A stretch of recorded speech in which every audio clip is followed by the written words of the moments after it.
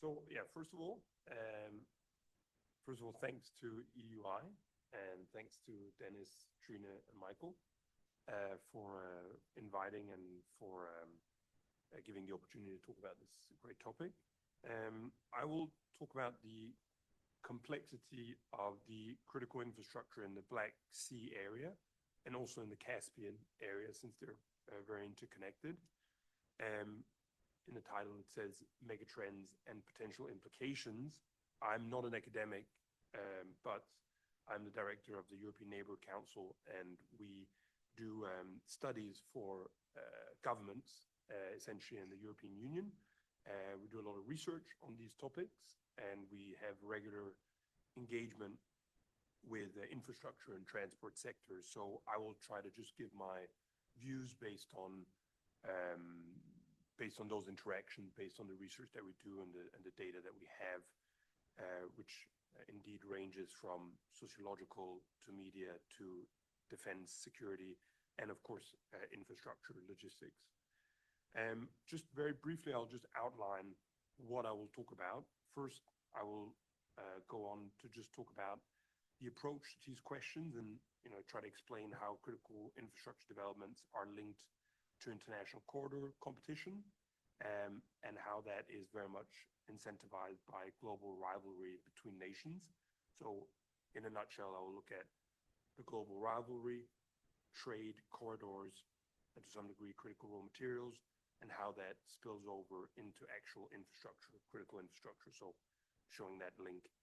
Then afterwards, I will try, there are a lot of corridors around the world, but I will try to map out. We just recently did a large publication, should be released in about a month's time, on the major corridors around the world. I will reserve the time just for the Eurasian ones, which are relevant to this topic. And then I will move on just to briefly talk about critical raw materials, which also fit into this. They're a bit separate, so I wanted to do a slide on that. And then the last slide, just from personal work experience, I'd like to also talk about, how do major countries position themselves with regards to these topics. So, first and foremost, just to understand the context, the global general context, there is a rivalry between China and the US. They're the only two real rivals. Here, when you look at who's the buyer and who's the seller in terms of export or import volumes of goods around the world. Goods are not the only important criteria to go by. Services are more important, but if you look at infrastructure, you want to look at goods. So if you look at who's buying and who's selling, you end up with some very distinct centers of economic activity. They are essentially Asia, with China being principal one, and then you have Europe, and then essentially you have the United States or North America. Within that context, when you look at demography, volume of trade, tech capabilities, military spending, and critical raw materials, it's quite clear that China and the United States are the two rivals at the moment. This is also very clear from a bipartisan policy point of view in the United States, both the Democrats and the Republicans. At the regional level, you have the war in Ukraine and many other proxy wars. Primarily, you have a battle or a fight, let's say, between Russia and the West. Here, it can be seen in different ways. The Russian point of view sees it as, they lost the Cold War, NATO expanded, and they expanded to a degree in which their own national security was threatened. The reverse side of the coin, which is the West, EU, US, sees it as China and Russia are coming closer together. They're trying to disrupt the liberal order, and they're being belligerent in both hybrid and concrete warfare, starting already with Georgia and before Transnistria, Moldova, or other places as well, with a build-up to the invasion of Crimea and then the war in Ukraine today. I mention this because it does fit within the context of the rivalry between the US and China, precisely because there is this link between China and Russia, which should not be underestimated in this context.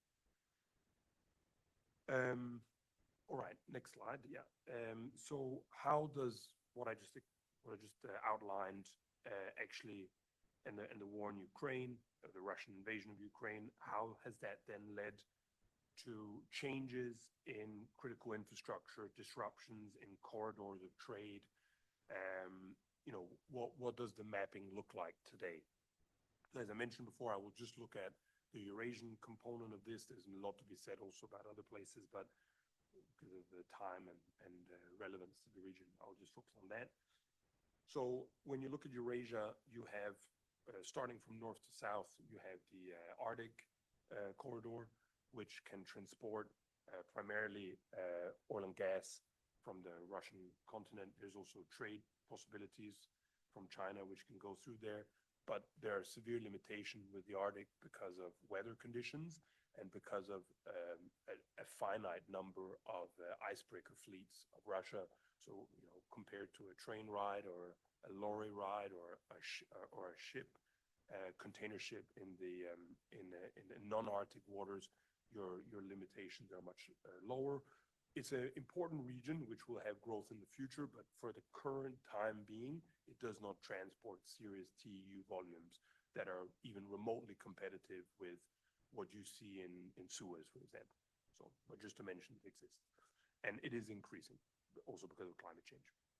Then when you move one step down from north to south, you have the so-called Northern Corridor. This corridor has been a crucial component of the Belt and Road Initiative, and it is essentially just composed of rail, or primarily rail, going through Kazakhstan or from China, Kazakhstan into Russia, Belarus, Poland, or directly from China into Russia, Belarus, Poland. It had a build-up from Belt and Road Initiative starting 2013 until essentially the start of the war in Ukraine. It had a serious growth. I mean, we're talking about much higher TEU levels than the middle corridor, which I'll get to afterwards. However, still incomparable again to Suez or maritime traffic, but still significant growth. And then the war in Ukraine happened. There was a halt for a while, and then a gradual reconnection of trains again, something along the lines of 20 to 30 trains a day.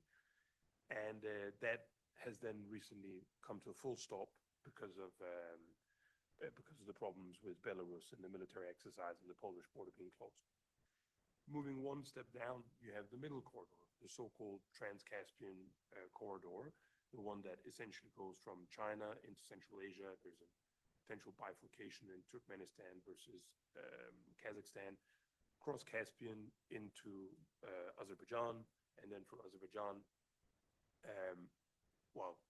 now with the new peace agreement between, it's not a peace agreement yet, actually, but it's a pre-peace agreement of the Donald Trump administration with Armenia and Azerbaijan. There's a possibility of going through the so-called Zangezur corridor and then directly into Turkey, but for the time being, it goes through Georgia. And then from Georgia, it can either go into the Black Sea, or you can go through Turkey, both ending in the European Union.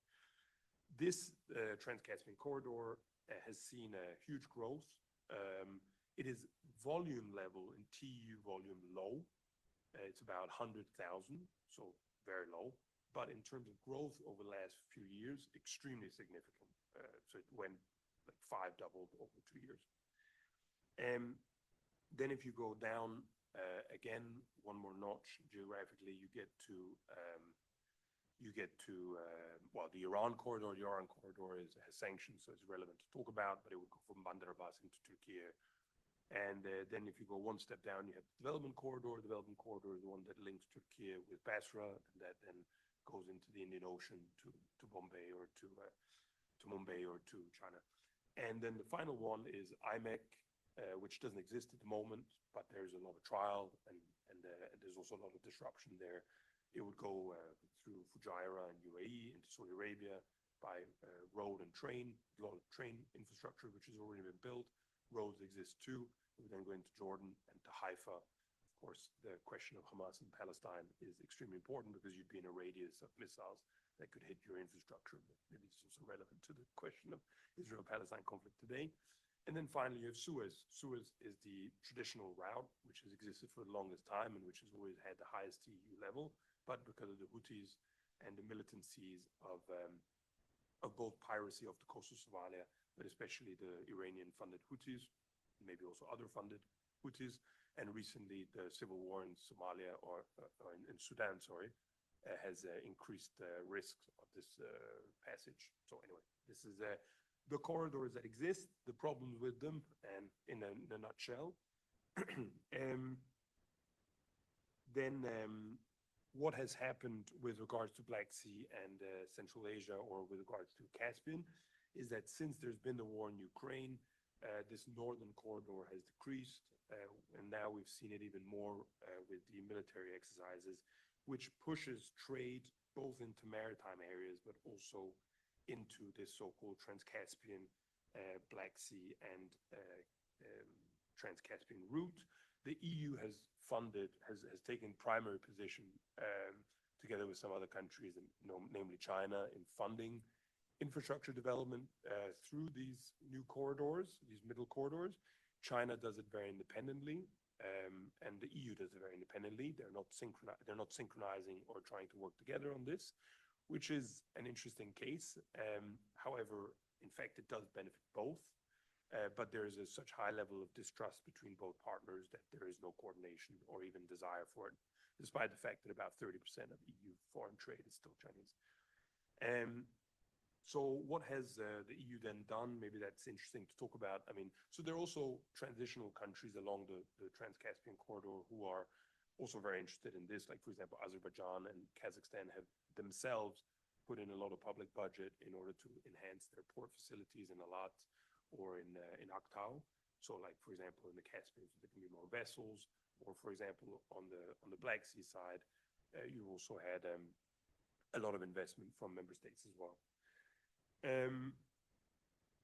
What we see is this Global Gateway Initiative, which has taken place over the last few years, in which the EU is essentially putting in 300 billion euros. A lot of that is kind of duplicated money from other budgets, so you have to be a bit cautious about how you calculate that. But in a nutshell, what's interesting to look at, maybe if you go back one slide, well, what's interesting to look at is that I'll try to go through them chronologically.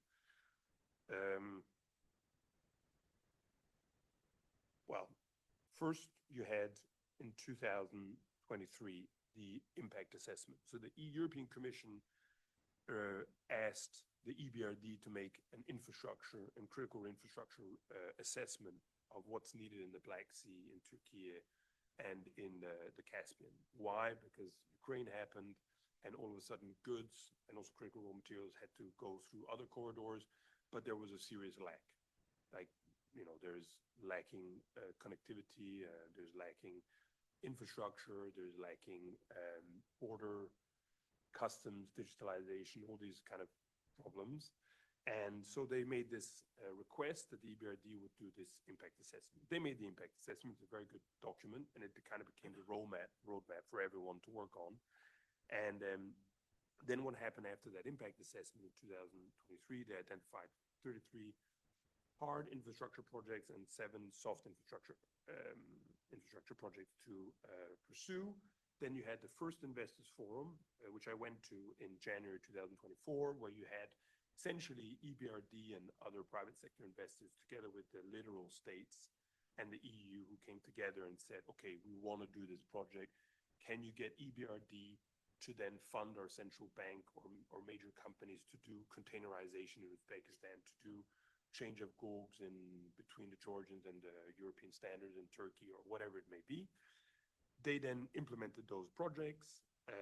In the same time, there was a huge diplomatic activity which took place. I mean, I saw like delegations from all the DGs and member states fly to Central Asia and also the Black Sea in continuation.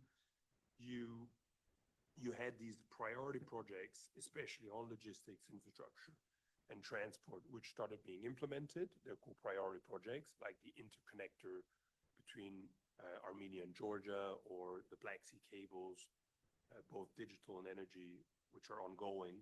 They just finished impact assessment, and then they'll have to maybe start developing them and building them. Same thing also for, as I mentioned, like infrastructure in Central Asia and so on. So what you're seeing is over the last few years is that all that connectivity, investments, roadmaps, and link between private sector and public sector and low interest loans are developing. So there's a huge movement.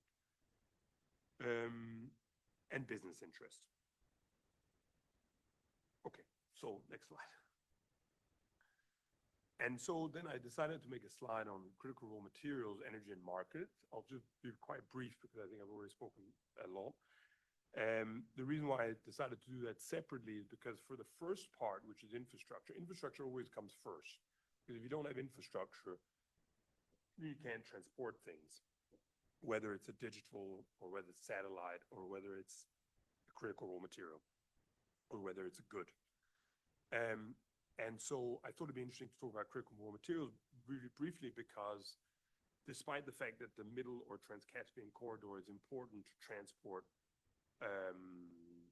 goods, essentially, to have a diversified transportation of goods from China into Europe as a way to circumvent the problems that are now happening in the Northern Corridor in China and elsewhere, by the way, as you may be aware of or not, like the fluctuations of trade levels among all these corridors is enormous. So from one month to the other, all of a sudden, like it drops, it increases. It has to do with insurance premiums, attacks, and all these kind of things. So the EU is quite clearly, there's no secret positioning itself to have multi-corridors around the world so that its trade doesn't suffer too much. So this is what we're seeing. So, but I thought it'd be interesting to talk about critical raw materials because beside the factor that we want to transport goods from east to west, critical raw materials actually have nothing to do with this. Or maybe they do in another sense, in the sense that China dominates them so much and we need them, and we have some fears in many countries that we might not have access to them in the future, and Central Asia, and not only Central Asia, Ukraine as well, big time, as well as a lot of little countries in the Caspian are extremely resource rich in rare elements and in critical raw materials. So I just wanted to mention that, and I put up a map here on the slide about what critical raw materials are there. I'm happy to just very, very briefly explain which ones they are, or some of them, and what they can serve for. I mean, this is quite common knowledge, but like manganese, lithium, copper, nickel, germanium are really some of the prominent ones in Central Asia, and then silicon, boron, lithium in Ukraine, but also in a lot of the Black Sea, boron being primarily in Turkey. And what are they needed for? It depends. They're all critical raw materials. So, I mean, they're all seen as critical and vital for a supply chain, but in very different sectors. So, for example, silicon, silicon is a critical raw material that allows you to enhance your heat absorption in a solar panel. Lithium is needed for like batteries or EVs. Boron is needed for your washing machine to function better. It sounds trivial, but like they're extremely important for consumer products and supply chains. And so like, some are very important for defense, some are very important for eolic, for wind energy, for the eolic blade to spin properly.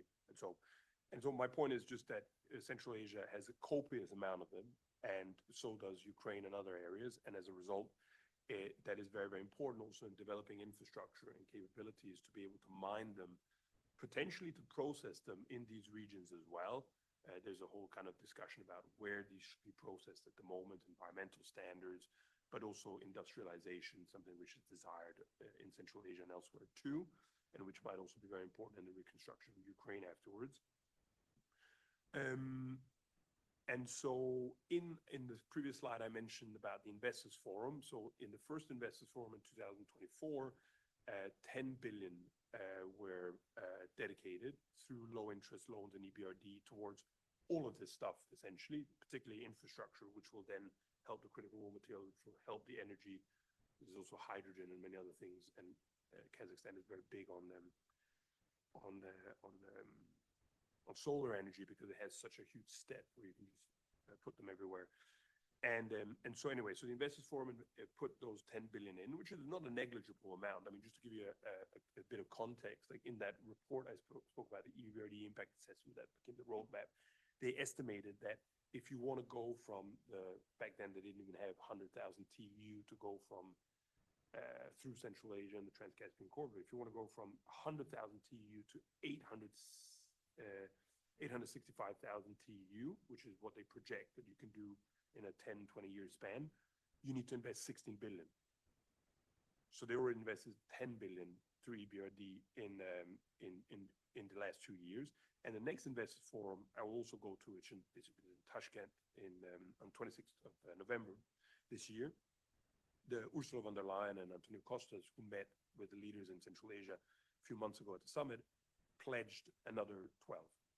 So we've already surpassed the 16 billion amount that's needed. So just to say that, I mean, that is developing seriously, and this idea of like other corridors in the Black Sea and Turkey and Caucasus and Central Asia is not a pipe dream at all, because there was a lot of rumors about that in the beginning. Will it really happen? Like, I met a lot of diplomats from these regions who were like, "Oh, you're really going to do it? Are they really going to invest?" And it's happening, absolutely. And it's happening for good reasons, and very realistic reasons. The critical raw materials are finite and they're needed, and the business sector needs them very much. Okay, then very, very briefly, I will just talk about how the countries position themselves on this. I think it's interesting to see what different stakeholders and actors think about this. I think the EU is pretty clear. They want multi-corridor strategy. They're interested in trade, and they're interested in critical raw materials, and increasingly also in security. Turkey is very much in favor. It sees, the Prince Jewel is Central Asia for Turkey, right? This idea of unifying the Turkic countries. They froth at the mouth when they hear about it, and rightly so. It's a very interesting thing that they tried to pursue in the 1990s as well. It didn't work. And so now they're hedging their bets on that. But it's not the only bet they have. They also look towards Iraq, they also look towards elsewhere. But they very much are in favor. But the problem is that the Turkish Republic doesn't have any money to spend on this. I mean, they have money for many other things. I mean, they're doing military operations. They're very successful in many of those things. But they don't have the type of firepower that's needed in order to do critical infrastructure investment.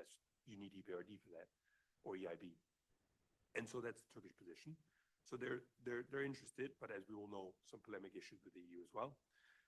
US is a bit ambivalent on the topic. The US always sees the Trans-Caspian corridor as a very interesting way to geopolitically get close to the Central Asian republics, which have traditionally been in the orbit of China and Russia. So they are very much in favor, and I spent time in the region. I met quite a lot of American business and diplomats who are very active and who are, I would say, doing a very good job. But they also have this reticence, because they, of course, know that it is a trade route that also leads to China. And so they have this kind of ambivalent view on that. And Russia is a big loser here. Russia is, when you go around Central Asia, I mean, you can see the remnants of Russia everywhere, but that is decreasing. It's a booming population of young people. The younger population don't have this Russian mentality. You see it changing in the ministries. It's opening up to China. It's opening up to Europe. It's opening up to the US. But to Russia, I would say it's closing down. And of course, it's a circumvention of their traditional corridors into the region. And then the Gulf. The Gulf is an interesting case, because the Gulf is very present in Central Asia. They are the major investors in solar energy together with China, as well as in other type of industry, and especially renewable energy. But everyone asks themselves, with what purpose and what scope and goal? And I don't have an exact answer to that, but they're very much there. Okay, thank you.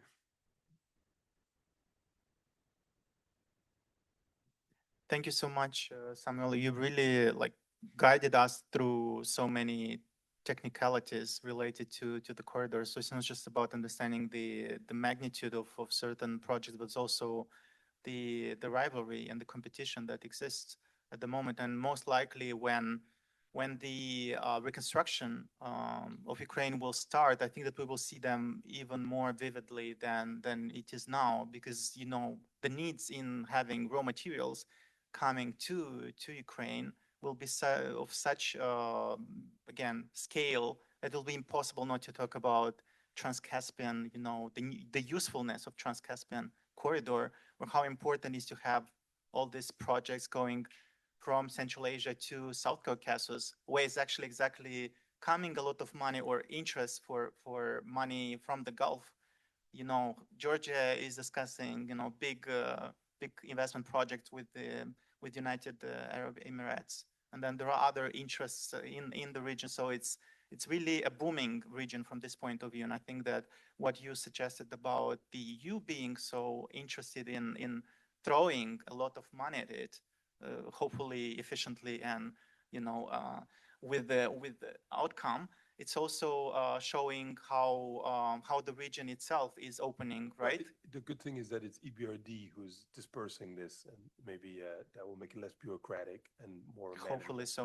But it's also about the region that is opening itself to the world. I mean, Central Asia, with which I think that Ukraine is also in discussions. So it's like we usually talk about Ukraine as a country that is defending itself against Russia, which is actually happening. But at the same time, they're conducting diplomacy with Kazakhstan and with other countries, both for having, you know, alternative supplies of energy resources, especially if we talk about the middle corridor, obviously, but it's also for rare materials, critical materials. I think that this is also something which is happening at a very low profile. It's not a hype, but we are going to be very much surprised when this will, you know, take shape of different projects. When again, the war will not be the urgency, will not be, you know, at the forefront, but we will talk about more mundane issues which are related to investment and development, rather than investing in only in security sector as a matter of, you know, survival. Because survivability of critical infrastructure is at the moment a priority because of the war. And actually the purpose of this discussion, it was exactly to look at this crossroads of different interests in critical infrastructure. And I think that hopefully we managed to really somehow reach this goal of connecting the dots and having, you know, talking about critical infrastructure of Ukraine in its proximity, as well as talking about very specific areas like healthcare sector or transport corridors, as was the point that Samuel focused on. And I think that unless we have some questions that we would like to ask each other, and maybe from those who are in the room, and if not, then we will continue the conversation after the event. Thank you again for your input. I believe that it was very useful, and it's a very interesting melange between really three different approaches to the same topic. And I think that this is just the beginning. I hope that we will find, you know, another way to talk about critical infrastructure, because it's both about security, but it's also about the development. And the development, the sustainable development, is something that we will gonna, you know, have on our agenda regardless. Thank you again for being part of this conversation.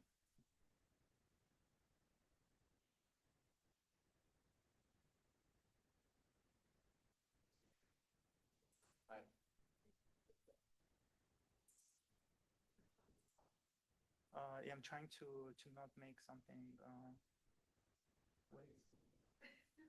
Okay, yeah. No, because we already made this effort, so stop recording.